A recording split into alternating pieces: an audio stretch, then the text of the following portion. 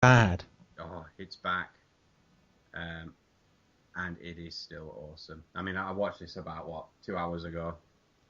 I was supposed to wait until the missus was home, but I thought, oh come on, I've got to watch this, and it is still absolutely awesome. This is the best thing I've watched in a long, long time.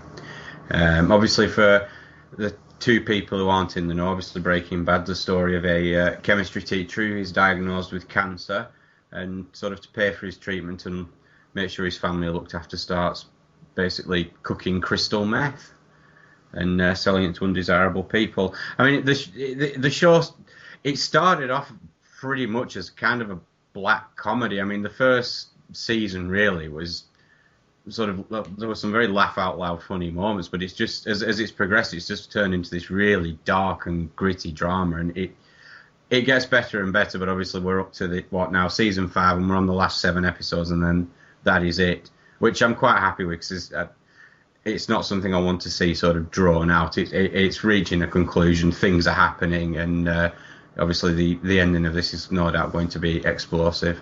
So I was almost tempted to start watching this when you started talking about me kind of black humour, laugh out loud.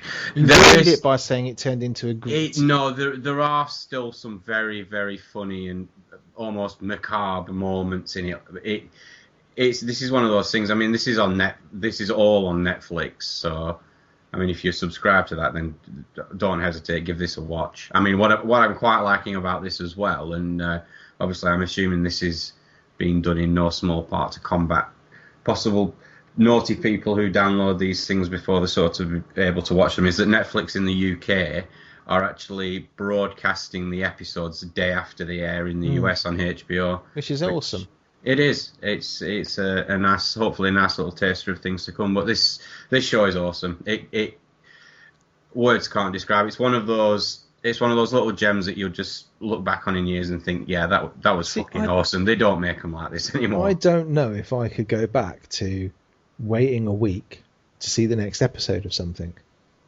Yeah, but by the time you've watched the entire preceding 4.5, well, no. I'm just talking about in general, because like I can't remember the last thing I actually watched without having it on my PVR.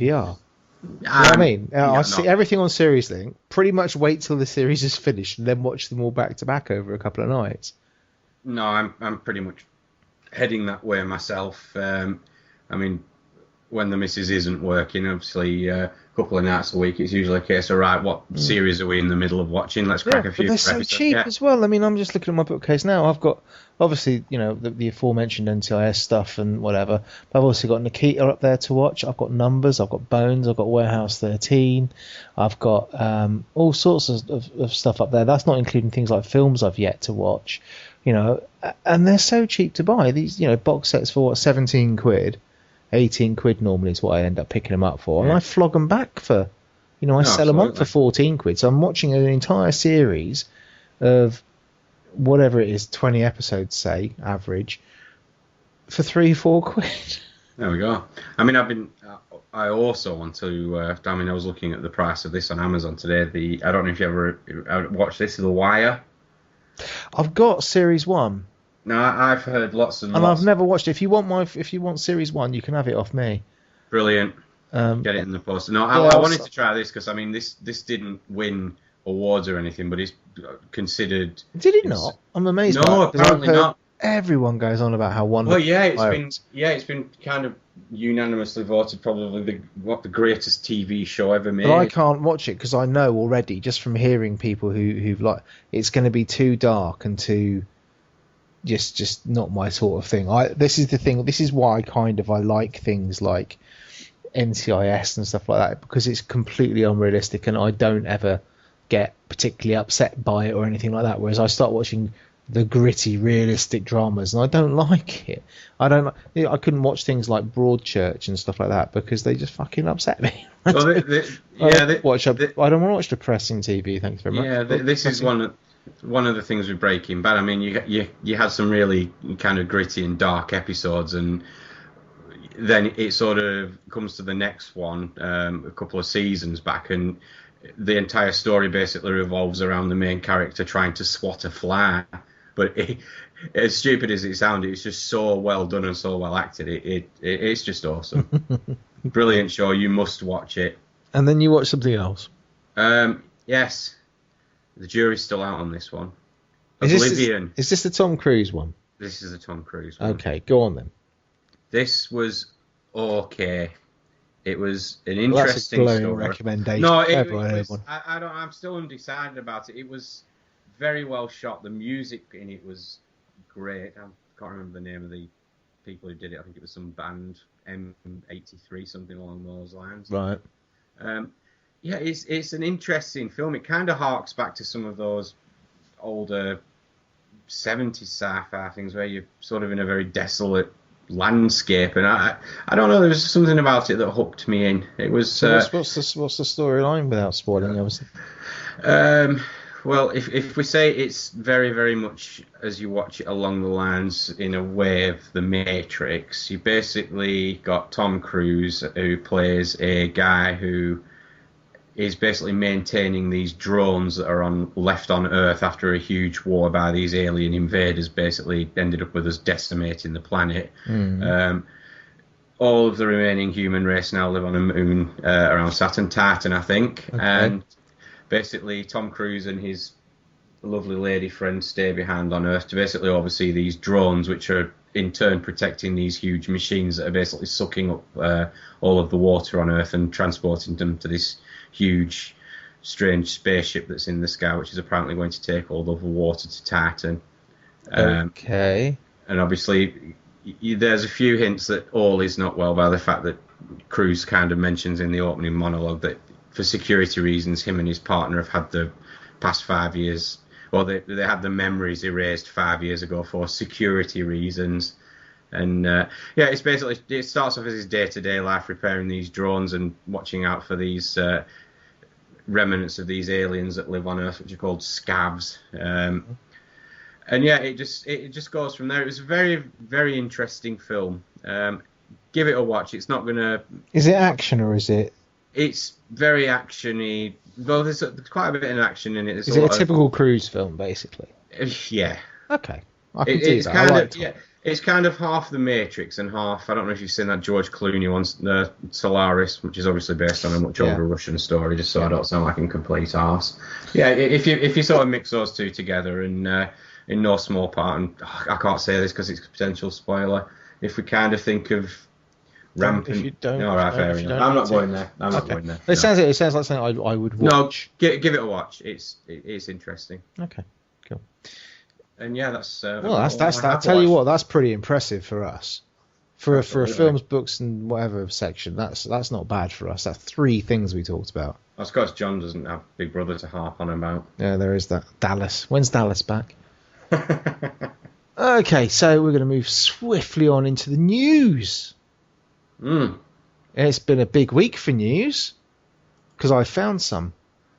Brilliant. The first one I want to talk about. Why is Beastie not here when you want him?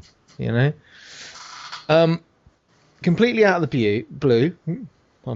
At the Sony gig last week, they came out with the EverQuest Next reveal. Now, have you seen any of this, Clarky? No, I haven't. You're a muppet. What does it say in big red letters at the top of the show notes? I've opened the page and had a brief flit through it. Brilliant. This is basically the new MMO. Obviously, EverQuest is a very famous MMO, one of the first ones. EverQuest 2 still out there being played. And just pretty much out of the blue, they just revealed the next step, quite literally, in the EverQuest MMO series, EverQuest Next. This looks incredible. This looks, and it looks like it's going to shake up the MMO world a little bit as well. So I'm a little disappointed Beastie's not here because he could shake his head and tut at me or something like that. But it really did. It just, I don't even know why I started. I think somebody tweeted out and said something like, "Oh, watch the EverQuest Next live stream. It's on right now." And I thought, well, okay, fine. It's Friday night. What else have I got to do? And ended up watching this presentation for an hour of this MMO. It looks really good. I'm looking at some footage now. It does look really good. I mean, graphically, it just looks awesome, and I think the things that define it slightly from being from your bog standard MMO, the whole world is made out of what they call voxels. So basically, it's a destructible world.